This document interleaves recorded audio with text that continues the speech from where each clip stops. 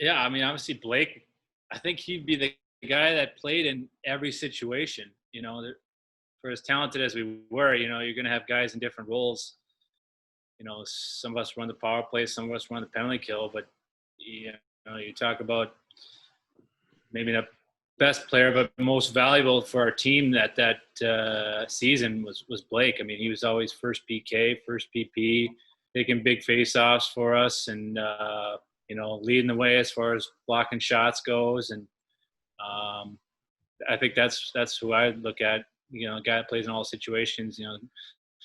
There's probably guys that are more talented than Blake, and Blake would say the same thing. But there's your props from me for the day, Blake. You're the most important, most valuable player for sure. I'm glad you got that check I sent you. Yeah. You got a smile on your face, Derek. You going some other direction?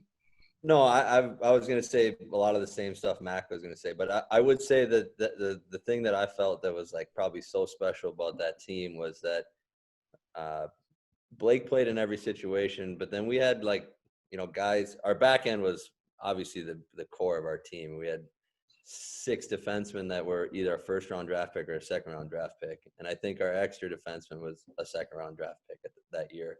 So we were our backbone was our back end, and but I just thought that the guys like Aaron Bendixson, who played a role for us up front, the guys like that sometimes get lost, and their ability to chip in at big moments. But yeah, Blake was definitely the core piece up front, along with the backbone of the 6 defensemen. Don't sleep on Ryan McDonagh either. He was pretty good that year too. Yeah. So let me give my 2 cents here. I would say I don't think the best, when you say the best player on our team, I don't think we had a lot of talented guys, but I think the most valuable asset to our team was our leadership infrastructure in the team. Me, Donna, Steps, Mikey, Bendy, John Mitchell, I'm going to name a lot of guys here, but my point in what I'm saying is, we all bought into it together, and we held each other accountable, whether it was practice, whether it was a game, whether it was, Gratz, I'll throw in there. Gratz was a role player that worked. He outworked everybody. He was probably the least talented guy in terms of ability on our team, but he never got outworked. And because of that, he was given, a lot of opportunity. He played an unbelievable role. Look at Bendy, had 15 goals, I think, that year, or 12 goals. Yeah, 12. Jordy Murray had 12 that year, right? Yeah, Ben Street had 14 that year. Yeah, we had depth. We had depth, but we had depth because I think the leaders we had on our team were able to keep everyone motivated, a part of it. And I think that drove guys' confidence up, that drove buy-in all the way around, from,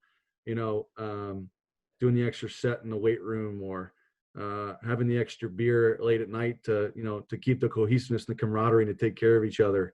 I think that was the most valuable thing, because it's hard to get a lot of talented people to all believe in one thing and all head in the same direction.